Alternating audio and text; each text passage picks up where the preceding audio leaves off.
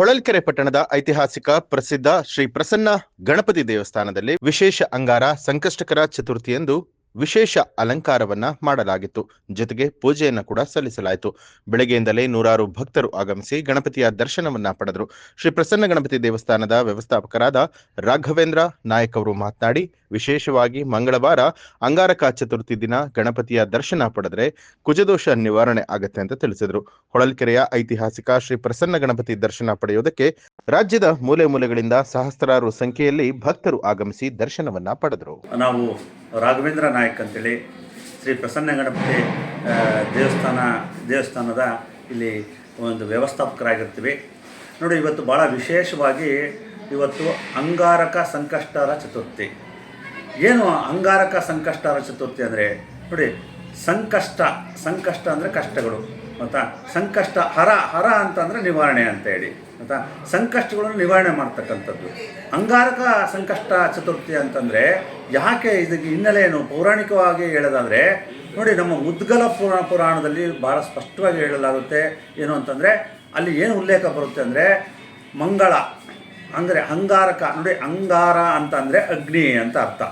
ನಮ್ಮ ಒಂದು ಪುರಾಣ ಶಾಸ್ತ್ರ ಪ್ರಕಾರ ಅಂಗಾರ ಅಂದರೆ ಕೆಂಡ, ಅಗ್ನಿ ಅಂತ ಅರ್ಥ. ನೋಡಿ, ಈ ಅಗ್ನಿ ಅಂತ ಯಾಕೆ ಹೆಸರು ಬಂತು ಅಂದರೆ, ಭೂದೇವಿ ಶಿವನ ಕುರಿತು ಒಂದು ತಪಸ್ಸನ್ನು ಮಾಡ್ತಾರೆ. ಏನು ತಪಸ್ಸು ಅಂತಂದರೆ, ನನಗೆ ಅತ್ಯಂತ ಶಕ್ತಿಶಾಲಿಯಾಗಿರ್ತಕ್ಕಂಥ ಒಂದು ಪುತ್ರ ಜನನ ಆಗಬೇಕು ಅಂತೇಳಿ ಭೂದೇವಿ ಶಿವನ ಕುರಿತು ತಪಸ್ಸು ಮಾಡ್ತಾರೆ. ಅಂತಿಮವಾಗಿ ಶಿವ ಪರಮಾತ್ಮ ಭೂದೇವಿಯ ತಪಸ್ಸಿಗೆ ಮೆಚ್ಚಿ ಒಂದು ಪುತ್ರವನ್ನು ಅವರಿಗೆ ಕರುಣಿಸ್ತಾರೆ. ಅದು ಭೂಮಿಯ ಗರ್ಭದಿಂದ, ಅಂದರೆ ಭೂಮಿಯ ಒಂದು ಅಗ್ನಿ ತತ್ವದಿಂದ ಆ ಮಗು ಜನಿಸುತ್ತೆ. ಸಹಜವಾಗಿ ಭೂಗರ್ಭದಲ್ಲಿ ಅತ್ಯಂತ ತಾಪಮಾನ ಜಾಸ್ತಿ ಇರುತ್ತೆ, ತುಂಬ ಉಷ್ಣತೆಯಿಂದ ಕೂಡಿರುತ್ತೆ.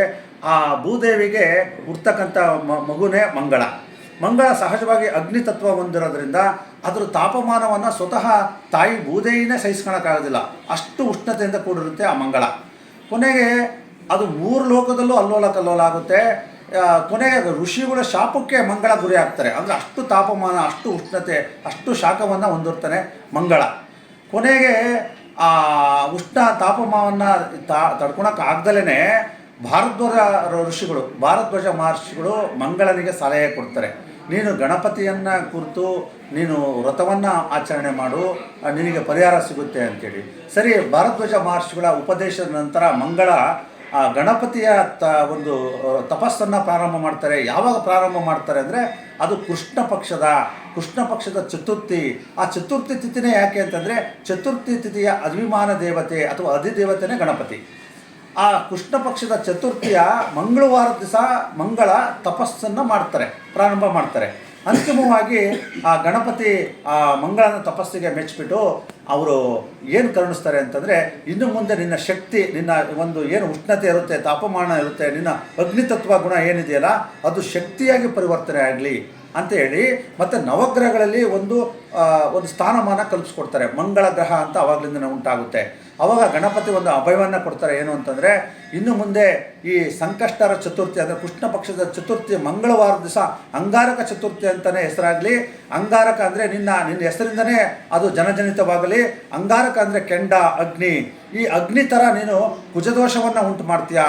ಆದರೆ ಆ ಚತುರ್ಥಿಯ ದಿವಸ ನನ್ನನ್ನು, ಆ ತಿಥಿಯ ಅಧಿದೇವತೆ ನನ್ನನ್ನು ಯಾರು ಪೂಜೆ ಮಾಡ್ತಾರೆ, ವ್ರತ ಮಾಡ್ತಾರೆ, ಅಂಥವ್ರಿಗೆ ನಿನ್ನ ಅಂಗಾರಕ ದೋಷ ಅಂದರೆ ಕುಜದೋಷದಿಂದ ಉಂಟಾಗ್ತಕ್ಕಂಥ ದೋಷಗಳು ನಿವೃತ್ತಿ ಆಗುತ್ತೆ, ನಿವಾರಣೆ ಆಗಲಿ ಅಂತೇಳಿ ಅಭಯವನ್ನು ಹುಡ್ತಾರೆ.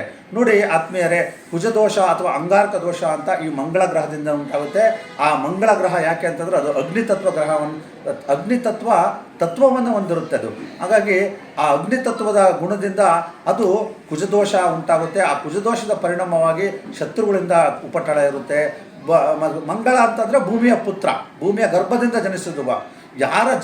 ಯಾರಿಗೆ ಈ ಭೂಮಿ ಸಂಬಂಧ ದೋಷಗಳು ಇರ್ತವೆ, ಭೂ ವಿವಾದಗಳು ಇರ್ತವೆ, ಭೂಮಿಗೆ ಸಂಬಂಧ ಕೋರ್ಟ್ ಕೇಸ್ಗಳು ಇರ್ತವೆ, ಅಂಥವರು ಮತ್ತು ಕುಜದೋಷ ಹೊಂದಿರತಕ್ಕಂಥವ್ರು ಈ ಮಂಗಳವಾರದ ಚತುರ್ಥಿಯ ದಿನ ಗಣಪತಿಯನ್ನು ದರ್ಶನ ಮಾಡೋದ್ರಿಂದ ಆ ಕುಜದೋಷ ನಿವಾರಣೆ ಆಗುತ್ತೆ ಅಂತೇಳಿ ಸಾಕ್ಷಾತ್ ಗಣಪತಿಯನ್ನು ಅಭಯವನ್ನು ಇಟ್ಟಿರ್ತಾರೆ. ಸಾಕಷ್ಟು ಇದ್ರ ಬಗ್ಗೆ ಸ್ಪಷ್ಟವಾಗಿ ಉಲ್ಲೇಖ ಬರುತ್ತೆ. ಯಾವುದು ಅಂದರೆ ಸ್ಕಂದ ಪುರಾಣದಲ್ಲಿ ಉಲ್ಲೇಖ ಬರುತ್ತೆ, ಮುದ್ಗಲ ಪುರಾಣದಲ್ಲಿ ಉಲ್ಲೇಖ ಬರುತ್ತೆ, ಗಣೇಶ ಪುರಾಣದಲ್ಲಿ ಉಲ್ಲೇಖ ಬರುತ್ತೆ. ಹಾಗಾಗಿ ಇವತ್ತಿನ ದಿವಸ ವಾತಾವರಣದಲ್ಲಿ ಗಣಪತಿಯ ಚೈತನ್ಯ ಶಕ್ತಿ ಸಹಸ್ರಪಟ್ಟು ಅಧಿಕವಾಗಿರುತ್ತೆ. ಈ ದಿನ ಆ ಒಂದು ಕ್ಷೇತ್ರ ನಮ್ಮ ಹೊಳಲ್ಕೆರೆಯಲ್ಲಿ ರಾಜ್ಯದ ಮೂಲೆ ಭಾಗದಿಂದ ಸಹಸ್ರ ಸಂಖ್ಯೆಯಲ್ಲಿ ಭಕ್ತರು ಆಗಮಿಸ್ತಾ ಇದ್ದಾರೆ. ನಮ್ಮ ನಿರೀಕ್ಷೆಗೂ ಮೀರಿ ಹೆಚ್ಚಿನದಾಗಿ ಜನ ಭಕ್ತರು ದಂಡೇ ಧಾವಿಸ್ತಾ ಇದೆ. ಯಾಕೆಂದರೆ ಶ್ರೀ ಕ್ಷೇತ್ರ ಹೊಳಲ್ಕೆರೆ ಆ ಗಣಪತಿಯ ಒಂದು ಪುರಾತನ ದೇವಸ್ಥಾನ ಹೊಂದಿರುತ್ತೆ. ಹಾಗಾಗಿ ರಾಜ್ಯದ ಮೂಲೆಗಳಿಂದ ಬಂದು ಇವತ್ತು ವಾತಾವರಣದಲ್ಲಿರ್ತಕ್ಕಂಥ ಗಣಪತಿಯ ಚೈತನ್ಯ ಶಕ್ತಿಯ ಒಂದು ಪ್ರಭಾವವನ್ನು ಅನುಭವಿಸ್ತಾ ಇದ್ದಾರೆ.